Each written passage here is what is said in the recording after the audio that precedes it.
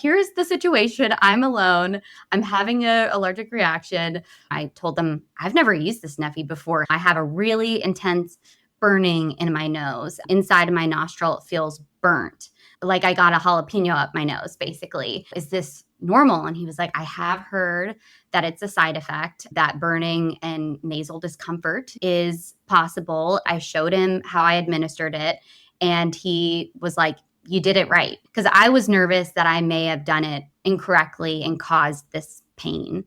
And so that is the story, I guess, of me using the Neffy, but I didn't have to use a second Neffy or EpiPen. And it really took care of the symptoms like immediately.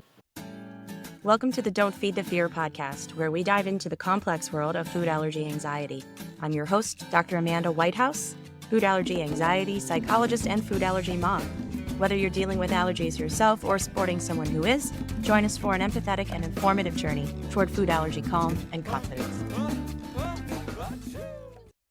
Today I am joined by Zoe Slaughter, the founder of the blog and social media accounts Invisibly Allergic, and the author of the soon-to-be released memoir of the same name. Zoe talks in her book and today on our episode about her experience with severe food allergies. She is such a positive and uplifting advocate and member of the food allergy community who encourages and supports and lifts up all of the efforts that are going on. So today we talk about her advocacy work and how sharing personal stories is a really important part of fueling the meaningful changes that we all want to see. Thank you so much for being here to talk. I'm so excited to get to know you better. Could you give all my listeners a little bit of background about who you are and what you have been up to in the allergy world? Oh, yeah. So I'm Zoe Slaughter. I live in Louisville, Kentucky, and I have a peanut allergy. I say my peanut allergy is airborne and cross-contact reactive because it has gotten to that level. It's not always been my whole life, but it's kind of progressively gotten worse the more anaphylactic reactions that I've experienced. Once I started learning about food allergies myself in my 20s, I learned about the labeling laws in the United States and kind of the lack of labeling laws around food allergies specifically. And so I started my blog in 2017 called Invisibly Allergic. And really, it's always been the same kind of message as when I started, is just to connect with others with allergies who feel alone in their experience, feel confused why they're having reactions, and maybe don't know the labeling laws. And so, yeah, that's why I started it. And now I'm on social media because that's the trajectory that things have taken us. The only way to do it, right? I'm finding that out myself, but I get to meet nice people like you, so it's worth it. Yes, same. There's a piece of that I would love. We didn't really plan to talk about it, but I would love to talk about this airborne piece because it's rare. I don't ever want to, on the show, fearmonger and scare people. And obviously, I've had a lot of doctors on who say it's very rare. It's extremely unlikely. And I don't talk about it a lot, but I have a kiddo who has had airborne reactions to peanuts too. I don't want to terrify people, but I also think I don't want people to feel gaslit. So I think it's important to have someone like you explain it may be very uncommon, but it can be real. So if you have had that happen, your experience is valid. It might be helpful for them to hear how you have gotten to that point and what you've noticed.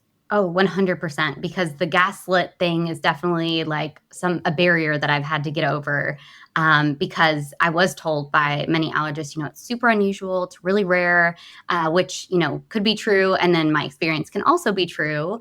So it's interesting that your, child has also had airborne reactions. And even at their age, you've noticed it, because I really suppressed that side of my allergy and thought, it's all in my head throughout high school, throughout even earlier than that. Middle school is kind of as far back as I can remember having reactions when I was just in an environment with my allergen present. And I thought, this shouldn't be happening. So it's probably anxiety. And that's how I navigated it for a long time. And then I had a reaction that I know we'll get to talking about this, but I kind of spell it out in my book and I have it on my blog too. I really feel like it was a pivotal moment for me where I felt empowered. And I don't really find my airborne allergy like so scary, to tell you the truth. But now that I know that it's a real thing, I feel more empowered by it, because I feel like, okay, this is actually happening and I can respond to it. Whereas before I was like, do I take antihistamines? Do I, what do I do? Is it in my head? Right. And Um, maybe make a dangerous choice because you are dismissing what's a reaction that needs to be treated. Exactly. And so, yeah, I had a experience where I walked into a space. I hadn't touched anything. The door was propped open. So I walked in, immediately felt like I was hit with kind of the feeling of a reaction coming on. I kind of tried to push it down and say, well, that's weird, but obviously no one's around, nothing's around. It's an empty space. Um, but it turns out a couple hours prior, there was an event in that space where there were peanut butter Snickers and candy bars on every table. And apparently it was like mounds of them, at the center of each table, like just plenty of those in the space, which I had no evidence of at all. The tables and chairs and everything were cleared.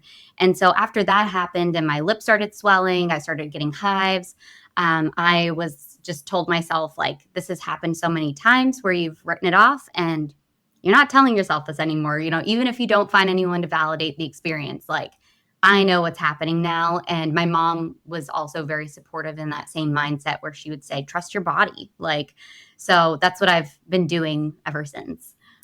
Yeah, well, I'm glad your mom is supportive and helping you sort through and connect with your gut on this because you touched on it. A lot of people would say, oh, that's anxiety. And obviously, yes, anxiety can cause very real physical symptoms, but you knew the difference. Yeah, and I have anxiety and how generalized as an adult, and I'm sure I probably had it as a kid too. But I can see the differences and feel the differences in my body between the two. And so, yeah, I definitely advocate for people to tune into their bodies and just feel what they're feeling and try to validate themselves as much as they can. Yeah. Would you mind saying more about how you do that? Obviously, the anxiety is common among people managing what you are, and to hear it from someone who has learned how to do it for yourself is probably really powerful.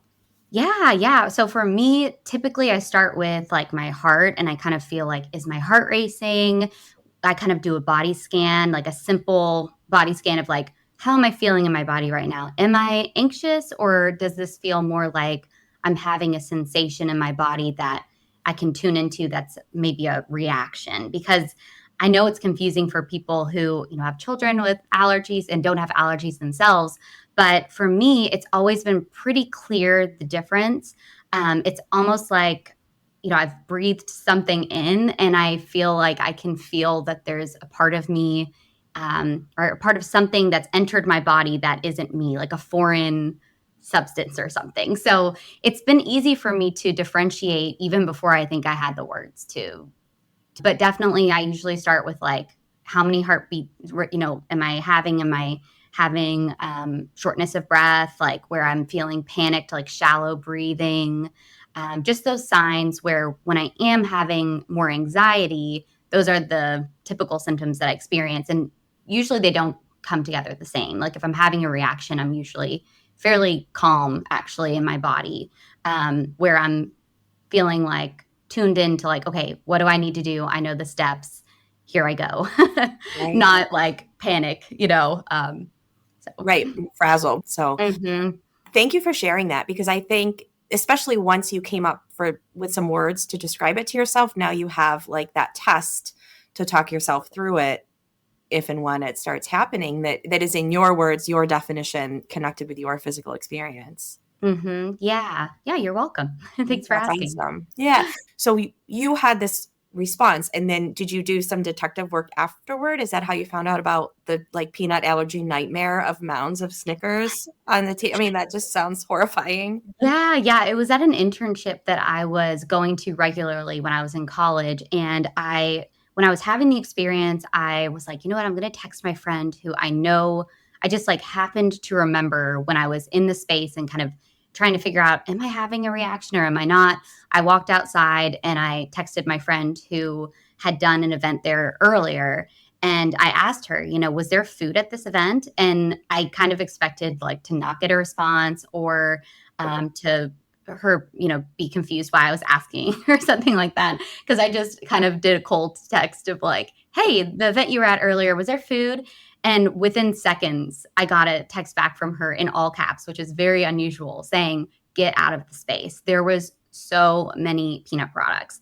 And I was like, what? It was the last thing I was expecting her to say. I thought she was going to be like, no, I'm not, I don't know. I don't remember, something like that. But yeah, so it just goes to show, like, I mean, I had no idea what happened in the space. I knew there was like a book reading or something to do with, like, she worked at a book publisher. So I knew that there was some kind of event that happened, but that was all I knew. Wow. Why would you pile Snickers all over a table at an event? Why is that necessary?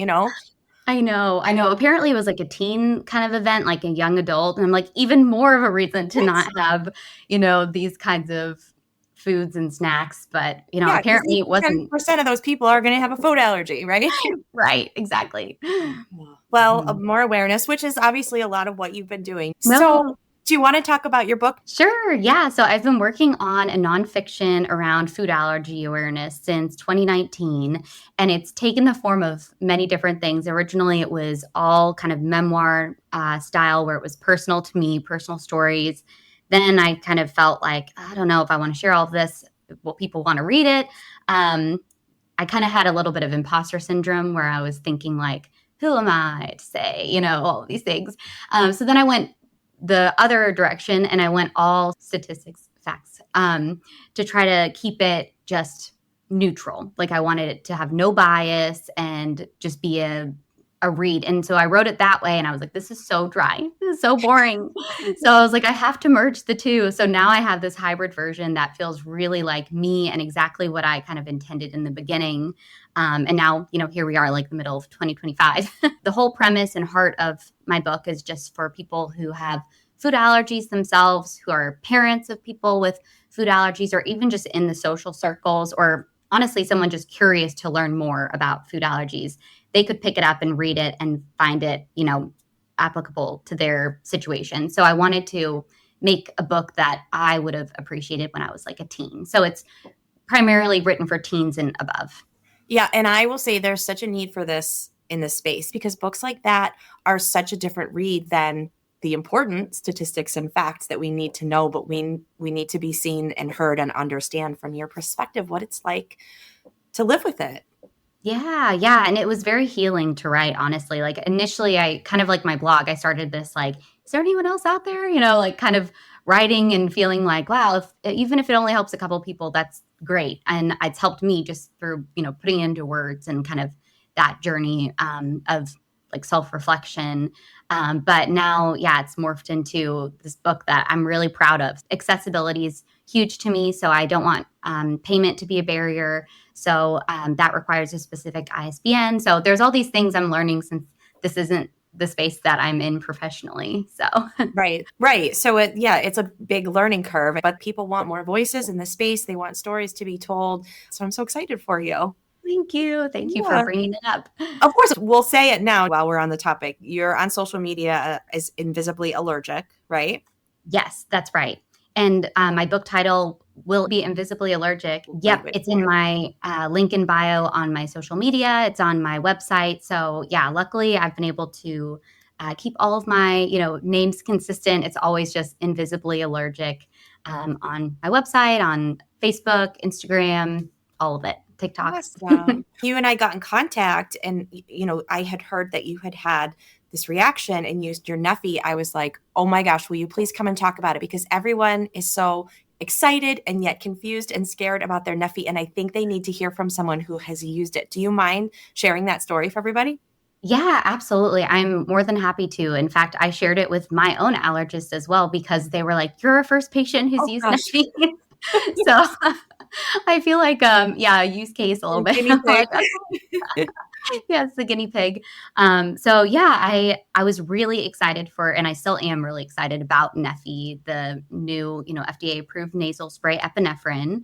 And I'd gone to a conference in November of 2024 where I actually got to talk to a Neffy rep, and it made me feel a lot more comfortable with the idea of just the device, how it worked. I learned about the temperature, being a bit more forgiving compared to the injectable epinephrine in terms of, a hot day or things like that. So I was like, you know what? I'm going to see if my insurance covers it once it's out. And actually, my insurance luckily did cover it. I paid $70 for it. So it was a larger copay than I have been used to, I guess, in the past. But I felt like I want to give it a go. So I did get the nasal spray, and then I carried my AviQ injectors with me as well. And so I went to Canada for a food allergy retreat, actually. Shout out to Amanda Orlando. She's great. So I went to her food allergy retreat that she had in Toronto. And on my drive back, I stopped in Columbus, Ohio, and I had a really regimented idea of where I was going to eat if I was alone and traveling. I only wanted to go to chains that I'd been to previously and gone to, a lot. So I went to a Blaze Pizza, and this is a restaurant that has chains all over, and they have their allergen menu disclosed online, and it's really easy just to see what allergens they use, and they're very transparent around that. So I went to this new Blaze Pizza that was in Columbus, Ohio, new to me, and I ordered my usual pizza. And as I was eating it, my last piece of it, I had the feeling that I'm kind of talking about, where it just kind of came over me. I knew I was having a reaction, and I knew it was to peanut. I just, in my body, I know those sensations. And so I was like, you know what? I have my Neffy on me. I'm going to use my Neffy instead of using my AviQ. I have pants on. I always have a bit of a fear around, will it go through jeans? They're like the Levi's, thick Nice. denim, yeah. So I was like, I'm going to do it. I'm going to use the Neffy. And so I injected it, or I put it into my right nostril, and immediately felt relief. And I was on the phone with my husband. He told me there's an urgent care diagonal from where you're at. And so I made the decision to walk to the urgent care. I felt really lucky in the moment that I was so close. I did talk to the staff at the restaurant about what happened, and they were like, "Do you think you have a dairy allergy now?" And I was like, "No, I have a feeling it's either from the plant where the cheese came from, or something got contaminated at some stage." They were really kind. They looked through the binder, reassured me nothing had changed. So it wasn't like I got, peanuts on my pizza, but maybe they will do some additional training or something like that in case someone was eating while they were preparing the ingredients the day before, or something like that. That's where we ended and parted ways. And I said, I'm going to walk to the urgent care. Yes. We can talk about this later, right? Yes, exactly. It was kind of like, here's the situation. I'm alone. I'm having an allergic reaction, but also I'm not accusing you, but I do want you to know in case I, go unconscious, that I'm here by myself. So it was a whirlwind, but I walked to the urgent care. It was so close, and there was no one in there. And I explained to the person what I'd done. I showed them my Neffy. They confirmed with me. I told them, I've never used this Neffy before. Have you heard of it? And I was so surprised. They were like, "Yep, we've heard of the Neffy." Because I thought they were going to be like, "You just use what?" Right. Where's your EpiPen? That's the only thing Yeah. that exists, right? Exactly. So that made me feel reassured too that they were really current on what's going on. So they were like, "Yep, okay, you use that." And I told them, I have a really intense burning in my nose.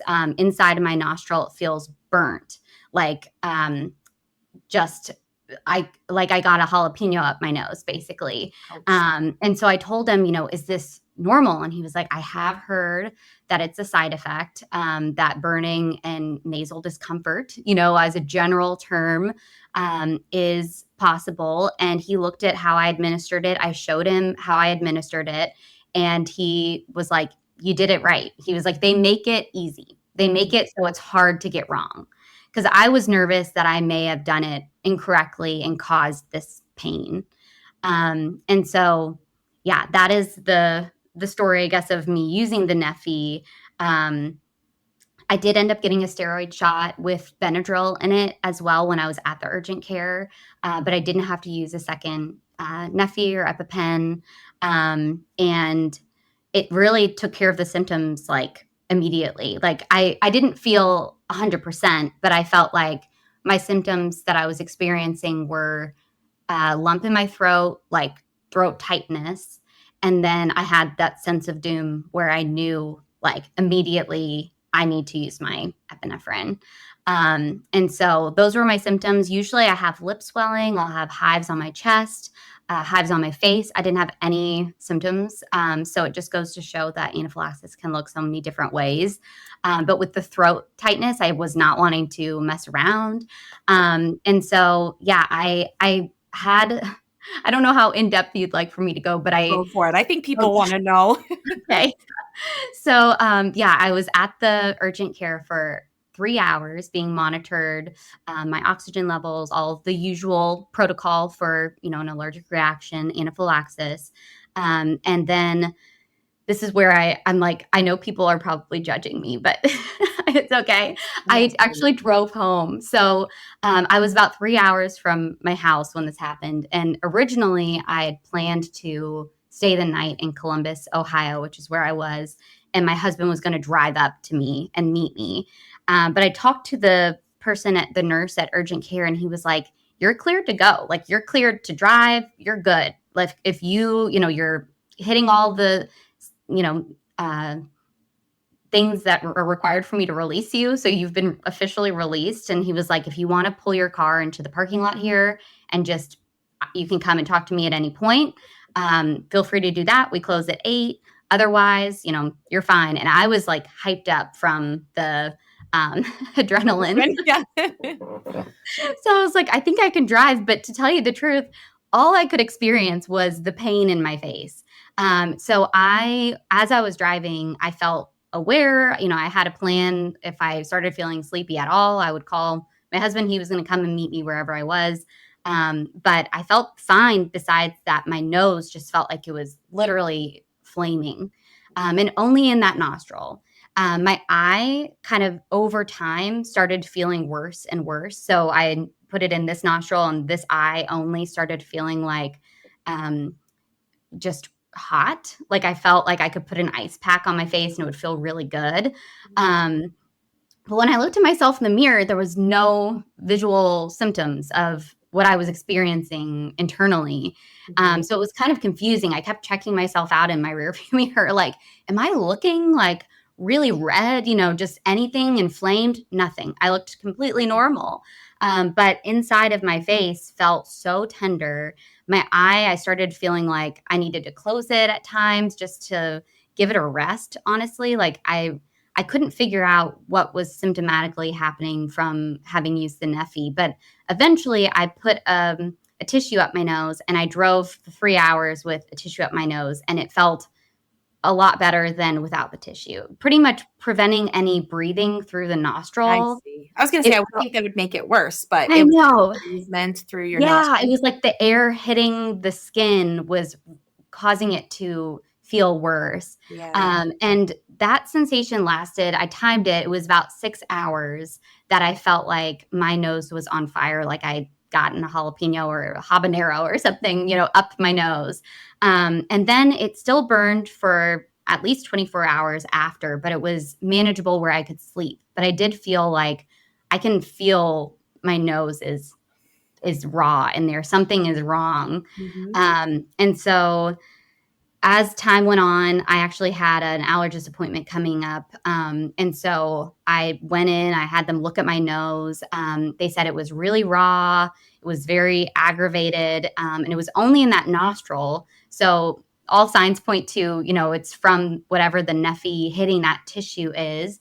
But I wouldn't say that I wouldn't do it again. In fact, I took a walk earlier today, and I brought the Neffy with me as my only, epinephrine, because I like that it's easier with the temperature control. I don't have to bring like my cooling case. Yeah, I don't feel afraid to use it, but I remember when I hit the pump on the bottom, it was much more difficult to push than I expected.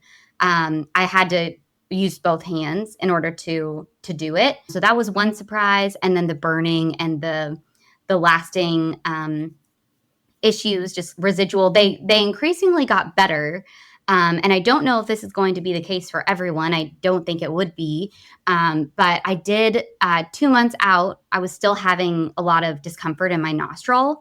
And so I actually had to be put on a nasal antibiotic. And so I have finished the rounds of that, and I feel almost 100%. I feel like 99.9% back to normal. Yeah. But yeah, and I do wonder, like I said, my allergist didn't know that that was a symptom, specifically the burning. They knew that what it says that side effects are on the side of the Neffy, but that's all they knew. So I'm interested to see as more people have to use it, if this is their experience. But one other person I know has used it, and this was also their experience. Although they didn't go on an antibiotic, it eventually resolved on its own. But it lasted a long time for them as well. Yeah, it lasted weeks. Yeah, You did everything right. You didn't question the reaction. You used your epinephrine. You sought medical care. You were cleared. I assume you had a second one for the drive in case you needed another one. So there is no judgment on any of this. I think it's just everyone's experience may vary, right? And yes. so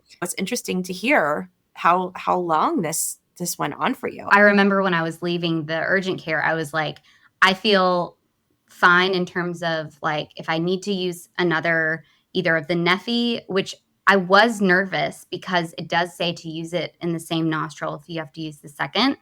And I Yes. was like, I'll do it. But like, I'm kind of like, what's this going to do to my nose? That is something that, is worth just knowing, that it is going to potentially really burn. And you might have more hesitancy to use it a second one, because it does say in the instructions to use it in the same nostril. So I had those. I did talk to the urgent care, like, nurse, and I was saying to him, if I feel like I need to use the second one, I might use my AviQ, Right. just because of the burning. But it's not like the Neffy didn't work because it absolutely did its job. But I had never seen any type of side effect around the burning. And I was really excited because I don't love needles. I especially don't like, I think because I am a food allergy child turned adult, the epinephrine is intimidating to me because of being told like it can go through 3 layers of ski gear. I'm like, Right. well, what if I'm in shorts? I always, my mind still, even in my 30s, like goes to those places where, I've had to kind of remind myself like it's okay. And also it's changed over the years. Things have evolved. Right. But I was really excited about the Neffy for that reason, because I do give myself a weekly injection at home, for my autoimmune arthritis. So it's not like I'm against giving myself a needle injection, at all. But I like having the alternative to a needle if I feel like I need it in that moment. So I Yeah. do still carry the Neffy, but, I worry about like, hmm, what is this doing in there? I would love to hear, what is happening, inside of our noses. And is it anything long term we should know about? Is it common to have to go on and, antibiotic afterwards? Especially for children, I was so excited to promote it to my friends who have kids. Mhm. And now I'm like, I get it if you would like it, but don't, my advice is not to break the bank to get it. If you can afford your AviQ and your EpiPens, and the Neffy is going to cost a lot out of pocket or something, Mhm. I would hate for someone to spend, out of pocket $700+ or something, and then Right. discover that it actually causes this like severe burning. Whereas the EpiPen, it's quick and there's really no after effects. Yeah. I'm curious, was so long of an aftermath worse for you than just using a needle? Yeah, because definitely, like, with an injection, you will have some tenderness, you will have maybe cramping, some Mhm. burning, there's all different side effects. And I think, personally, they've looked really different for me. Sometimes I didn't really feel it. And then other times it's like, whoa, it's like a steroid shot feeling where it's like a cramping. I never would have expected 2 months later that I'm still dealing with my nose having issues. So, really beyond a week or something, I've never experienced, still having any issues at the site of an injection. Well, Yeah. and it also sounds like then a reminder for 2 months plus of I had a reaction, I had a scary reaction. I mean, obviously you were okay, you did everything right, but we kind of want to move on, right? Like you want to get back to normal and you don't feel normal. Yeah, absolutely. It was a reminder, and that made me think for my friends with kids or just recommending it for children. It could be traumatic. And I do think it's just something to have conversations around. Like, if you can warn them ahead of time that there's going to be these symptoms, maybe that would help them, through it. But for me, I was surprised by them, and it was just an abrupt, like, I never would have guessed that it had that type of a reaction and response, from just using one, Neffy. Right, right. Most important is what you already said, and this is what I think people's biggest fear is it going to work? Right, it resolved your symptoms right away. Like you could feel that it was effective first and Yes. foremost, but Yep. cost, like you said, insurance, Mhm. storage, where am I going, and what's the temperature going to be? It sounds like there's a lot of factors that can help people make an informed decision of what they want to carry, where, and when, and it might be a combination. Yeah, absolutely. I know for me, once I got my Neffy, like I said, I still carried my AviQ, mainly because I was like, this is new to me. And so I don't want to only have Neffy with me and then suddenly no one knows how to use it and I can't figure out how to use it. Or, even though I read the instructions, they don't come with like a tester, how some of them do, like Yes. AviQ has a trainer. There's nothing like that with the Neffy. So I felt a little apprehensive. And so I did carry, and I still am carrying, two AviQ and two Neffy with me. I have, as an adult, gone into anaphylaxis and had to have 3 epinephrine used on me.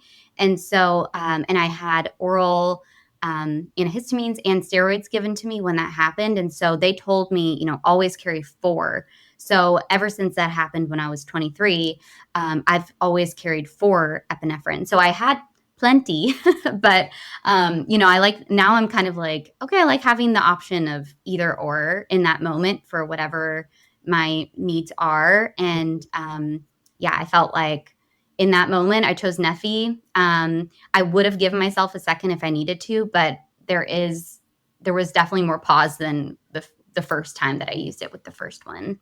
Well, and you make a good point. I think it's exciting that we're starting to have more options, but I think we're finally just getting to the point where everyone or most people know what an EpiPen is and kind of have an idea of how to use it. But if you had that in your pocket and some bystander needed to help you, it looks like Narcan, right? So they Yeah. might not think to give that to you or how to do it, like you said. That's what I love about the AviQ. Like it says right on it, just take this off and then it tells you what to do. Anybody can do it.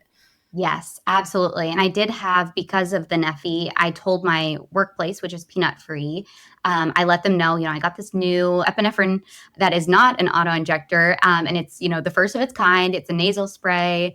And so I printed the instructions. I have those at my desk, because I didn't want people to open my purse if I'm having a reaction and think, where's her EpiPen? And yeah. Yeah. And I've seen some websites updating their, like, comparing different types of epinephrine to include Neffy, but it's going to take some time for that to across the board be included, I think. And that's something I want to put on my website as well, as like a comparison, and also including the coupons that go with each, because there are typically coupons that you can use if you have insurance.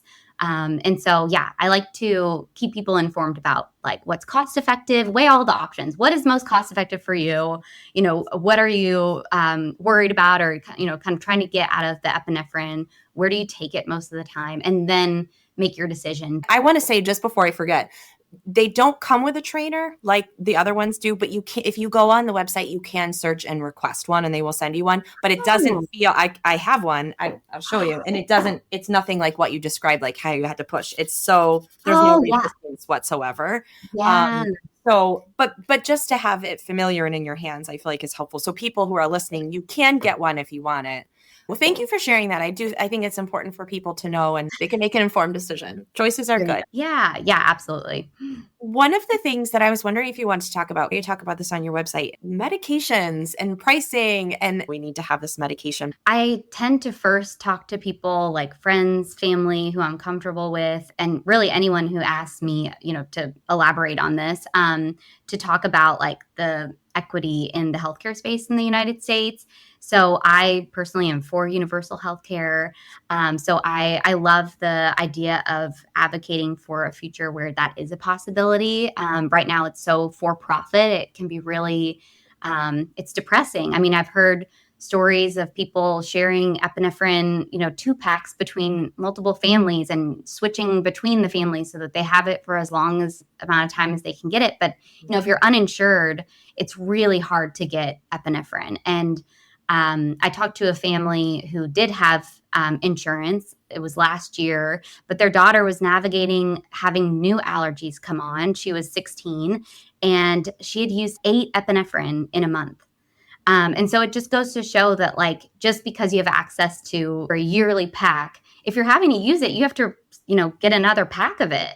And Right? it can be really, Immediately. yeah, immediately. And it's expensive. And I've had to educate friends who have kids with food allergies to not split up their packs, to put, one at the camp that their kid's going to and then one at the house. I'm like, you really might take extra effort, but you want to keep them together in case there's a misfire, in case they need a second one, So I think it's not talked about enough. And the reality is there's a lot of advancements that are happening, but there's also a lack of just getting people what they need. The basic foundation is like, if you have an allergy, you deserve to have epinephrine.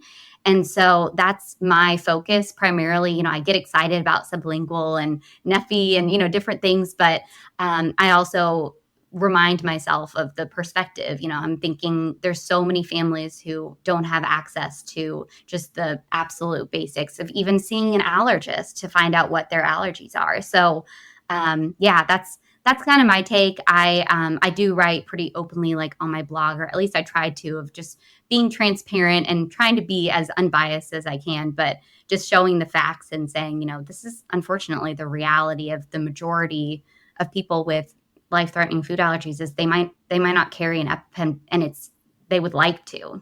Right. I've been learning so much about legal efforts. I'm in New York State and have some great people who have been fighting for it, have passed an EpiPen price cap act here. I don't know the status of all the other states. If nothing else, you can reach out to your legislators and look at what's going on in your state and speak up. There should be no kid walking around or adult who has allergies and cannot afford to be carrying some form of epinephrine with them.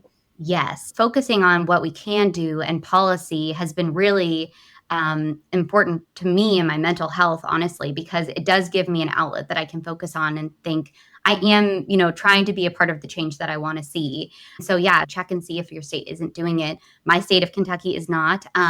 So, talking to your council people, your, representatives, and saying, this is a focus, and that's what I'm doing in my state of Kentucky. And, there's only so much that, we can do, but I did get through the FAIR website last year. I applied for Food Allergy Awareness Week in Kentucky, and it did get approved. So we had a formal, in the month of May, the 11th of May through the 17th, it was Food Allergy Awareness Week. And it shows our House representatives and senators, like, this is a focus that your constituents want to be focused on. And so now I'm hopeful that through these small, steps, that maybe they will take it more seriously when I ask them to pass these types of bills. Yeah, it sounds like you're also doing this in your workplace. It sounds like you have communicated really well and helped to create awareness and accommodation at work. It's been a journey. I started working, I was 18 in 2008. So I started working in a work environment when I was in 2008. And back then, I asked for accommodations around my peanut allergy, and there was nothing. It was like, you can talk to people about it if you want to. Like, that was the accommodation. It's all on you, in other words. Yeah. And I was like, I already have, what am I allowed to ask them? And they were like, nothing, So I was like, okay. And so as I've gotten older, more policy has changed. Now it's covered under the ADA. And so it's come a long way. And thankfully, I've been able to work with my workplace employers.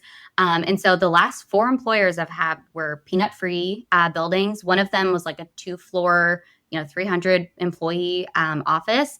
And so it's possible. I worked with the HR department, and they did everything on my behalf, but they would run things past me first and ask my advice of, what my preferences were. And then they would send out mass emails. They would put signage up around the building. They swapped out the snacks from our vending machine company, which was super easy. The vending machine, place was like, we could ask this all the time. Like, if you want anything swapped out, like, it's easy to do. So it just helped me become aware of what possibilities were even out there. And so, yeah, now I work at a hybrid employer. It's in my, city, and I go in 3 days a week, and it's a totally peanut-free building.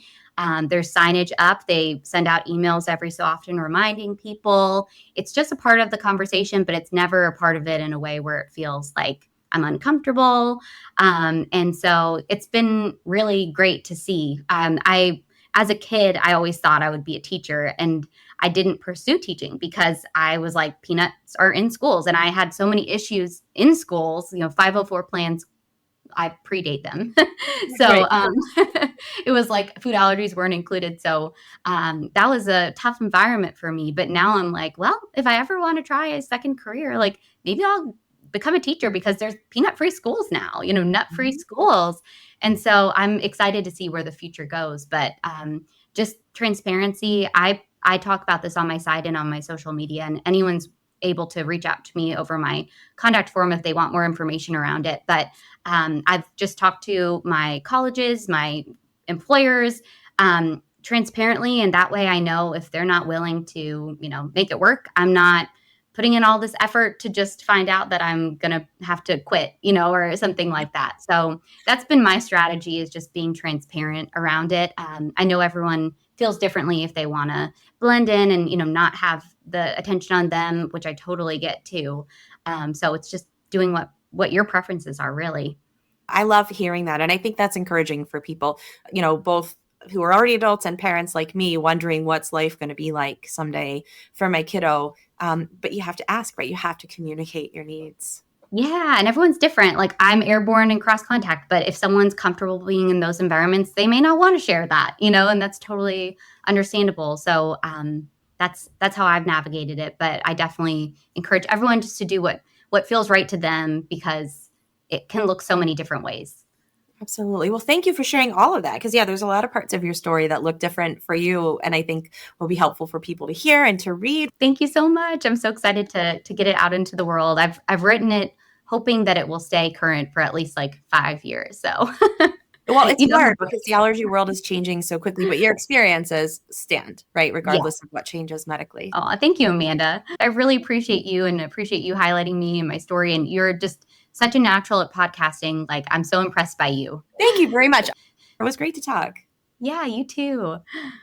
Zoe's story reminds us how important it is to center lived experiences when we talk about food allergies, when we make treatment choices, and when we create policies. Here are 3 steps you can take after today's episode. Number 1, follow Zoe if you don't already. Her book will be available soon. I have read it. It was very touching. I'll be honest, I cried at times with her, and her perspective is really powerful to hear. You can find her online and on all platforms at Invisibly Allergic. Number 2, please know that Zoe and I are not discouraging anyone from using any specific epinephrine device or combination of devices that is right for them. Our goal is to make sure people, again, know real life experiences of other people in our community so that they can make the best choice for themselves with the information that they have at hand. We also think it's important, if anyone does experience similar issues to what Zoe did after using their Neffy or any medication, to report them directly so that they can be tracked. You can report any medication side effects or difficulties to the FDA at www.fda.gov/medwatch, MEDWATCH, or by calling 1-800-FDA-1088. And you can reach out directly to Neffy to explain your experiences at 1-877-696-3339. I did reach out to Neffy and invited a representative to join me for an episode of the podcast. They declined, but did clarify that in their 1,600 administrations of Neffy during their clinical trials, prolonged nasal symptoms like those described by Zoe were not reported. The invitation stands if anyone from Neffy would like to discuss this more. And again, the bottom line is carry and don't hesitate to use whatever epinephrine device or combination of devices feels right for you. The most important thing is getting your epinephrine when you need it. As always, this podcast is not medical advice. It's just information for you to take into account when you're having these discussions with your own providers. Number 3, if you know someone else who's in the midst of making that decision, considering which medications to use, what might work for them to carry, this would be a great episode to share with them to help them make a more informed decision. Thank you for being here with us today. If you're enjoying the show, I would greatly appreciate a rating or a review to help to spread the show to a bigger audience. The content of this podcast is for informational and educational purposes only and is not a substitute for professional medical or mental health advice, diagnosis, or treatment. If you have any questions about your own medical experience or mental health needs, please consult a professional. I'm Dr. Amanda Whitehouse. Thanks for joining me. And until we chat again, remember, don't feed fear.